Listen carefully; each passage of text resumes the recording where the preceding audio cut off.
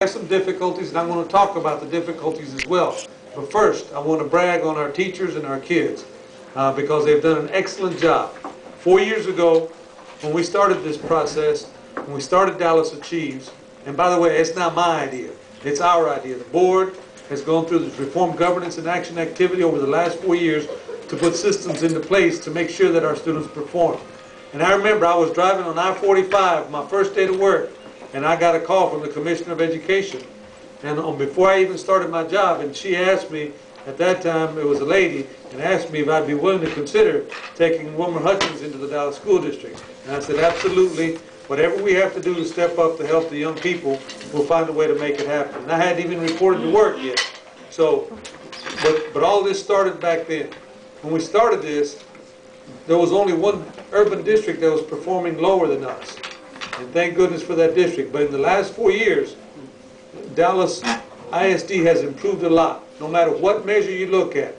The most important measure that's in your face, that's in your kids' faces right now, is the tax test.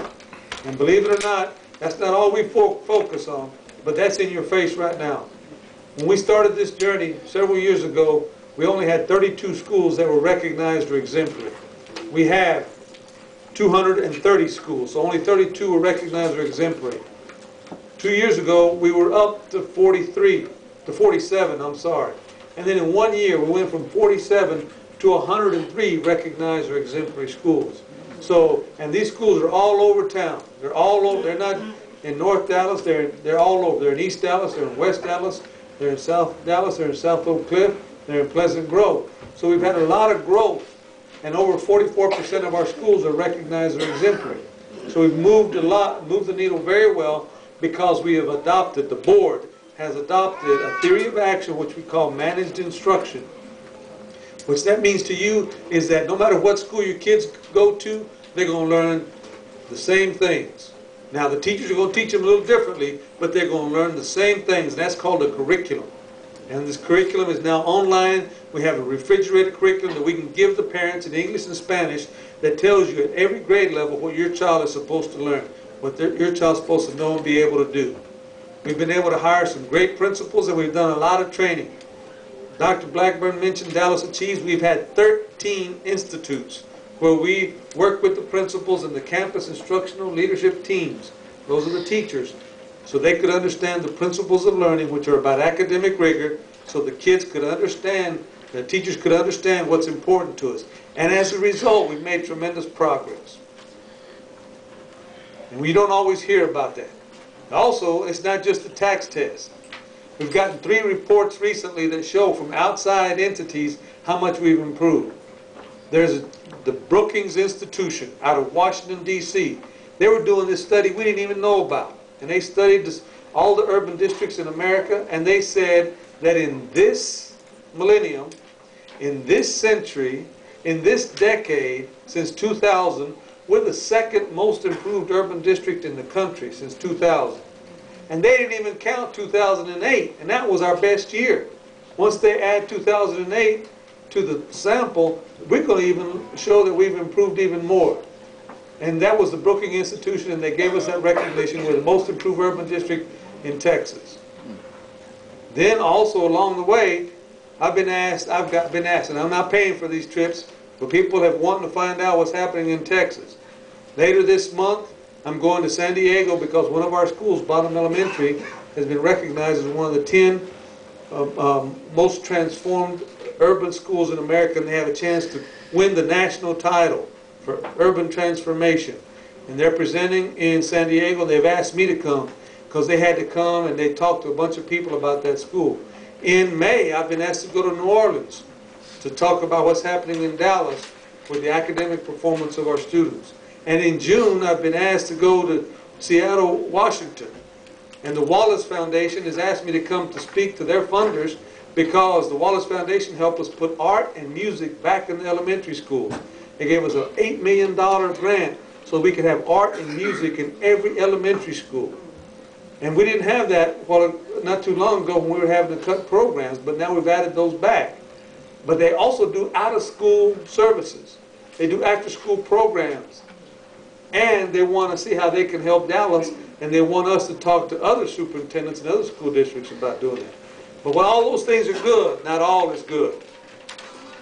And we have some magnet schools that do outstanding performance, and we're very proud of them. We also have some schools that struggle, and those are the academically unacceptable multiple-year schools. And that's what you've been hearing about and reading about, what we've had to do, because there's a state law that says if a school doesn't perform after 5 years, we're required to shut it down. Luckily, the commissioner has developed some rules where we can repurpose the school to keep it open, but we have to make a lot of changes. We don't have a choice. And the board worked with us over the last 3 months to develop a plan for Spruce and Samuel. But let me also remind you that some of these children haven't had enough opportunities. And you think about some of our comprehensive high schools, they have a lot of challenges. Because some people, they get up and they move out of town. Other families send their kids to private school. They live in the neighborhood. Other kids send their kids to magnet schools. And so we got to make sure we provide the support for the students that are there. And that's why we're changing a lot of things. Last month I talked about a little bit about a proposal to the board, and we're going to take it for approval in April.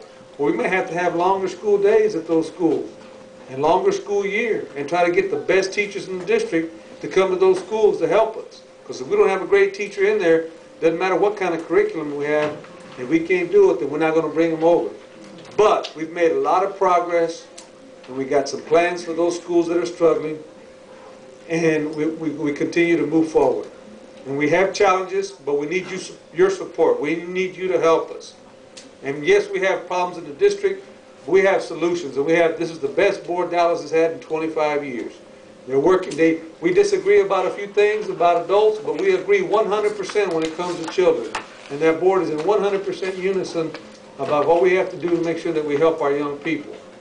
And then we're very fortunate now, because I do believe that your learning environment impacts your learning environment.